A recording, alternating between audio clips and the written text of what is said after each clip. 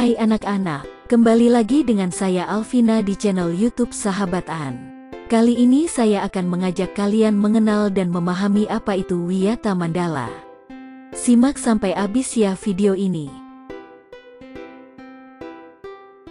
Wiyata artinya adalah pendidikan, sedangkan Mandala artinya adalah tempat atau lingkungan. Sekarang kita lanjutkan untuk mengetahui apa pengertian Wiyata Mandala. Wiyata Mandala adalah sikap menghargai dan bertanggung jawab terhadap lingkungan sekolah sebagai tempat menuntut ilmu pengetahuan. Sekarang kita lanjut membahas mengenai unsur-unsur Wiyata Mandala. Unsur-unsur Wiyata Mandala ada 5. Yang pertama, sekolah merupakan lingkungan pendidikan. Yang kedua, kepala sekolah mempunyai wewenang dan tanggung jawab penuh atas penyelenggaraan pendidikan dalam lingkungan sekolah. Yang ketiga, antara guru dan orang tua siswa harus ada saling pengertian dan kerjasama erat untuk mengemban tugas pendidikan, hubungan yang serasi. Yang keempat, warga sekolah di dalam maupun di luar sekolah harus menjunjung tinggi martabat dan citra guru. Yang kelima, sekolah harus bertumpu pada masyarakat sekitarnya dan mendukung antar warga.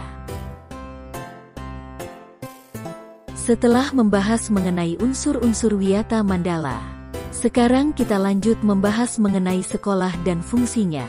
Sekarang kita bahas apa sih itu sekolah? Sekolah merupakan tempat penyelenggaraan PBM, menanamkan dan mengembangkan berbagai nilai, ilmu pengetahuan, teknologi dan keterampilan.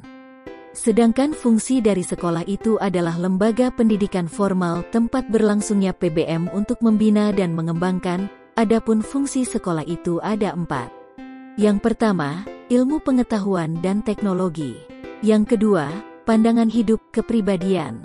Yang ketiga, hubungan antara manusia dengan lingkungan atau manusia dengan Tuhannya. Yang terakhir atau yang keempat, kemampuan berkarya. Nah, itu tadi adalah poin-poin dari fungsi sekolah. Lanjut, setelah membahas mengenai sekolah dan fungsinya, sekarang kita bahas mengenai ciri-ciri sekolah sebagai masyarakat belajar. Nah, mari kita simak bersama mengenai apa saja ciri-ciri sekolah sebagai masyarakat belajar. Ciri-ciri sekolah sebagai masyarakat belajar adalah: yang pertama, ada guru dan siswa, timbulnya PBM yang tertib. Yang kedua, tercapainya masyarakat yang sadar, mau belajar dan bekerja keras. Yang ketiga, terbentuknya manusia Indonesia seutuhnya. Lanjut, setelah membahas mengenai ciri-ciri sekolah sebagai masyarakat belajar, sekarang kita lanjutkan untuk membahas mengenai prinsip sekolah. Sekarang, mari kita simak bersama mengenai apa itu prinsip sekolah. Prinsip sekolah sebagai Wiyata Mandala selain harus bertumpu pada masyarakat sekitarnya, juga harus mencegah masuknya faham, sikap dan perbuatan yang secara sadar ataupun tidak dapat menimbulkan pertentangan antara sesama karena perbedaan suku, agama, asal-usul keturunan, tingkat sosial ekonomi serta perbedaan paham politik. Sekolah tidak boleh hidup menyendiri melepaskan diri dari tantangan sosial budaya dalam masyarakat tempat sekolah itu berada. Sekolah juga menjadi suri teladan bagi kehidupan masyarakat sekitarnya, serta mampu mencegah masuknya sikap dan perbuatan yang akan menimbulkan pertentangan. Lanjut, setelah membahas mengenai prinsip sekolah, sekarang kita lanjutkan untuk membahas mengenai tugas, wewenang dan tanggung jawab kepala sekolah dalam hal pelaksanaan Wiyata Mandala.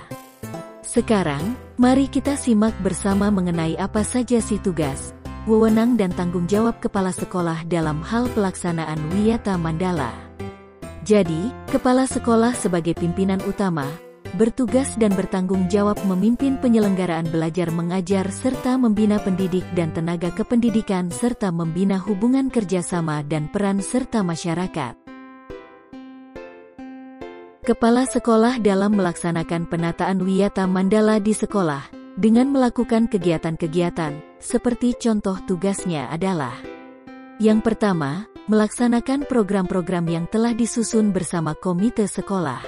Yang kedua, menyelenggarakan musyawarah sekolah yang melibatkan pendidik, OSIS, komite sekolah, tokoh masyarakat serta pihak keamanan setempat.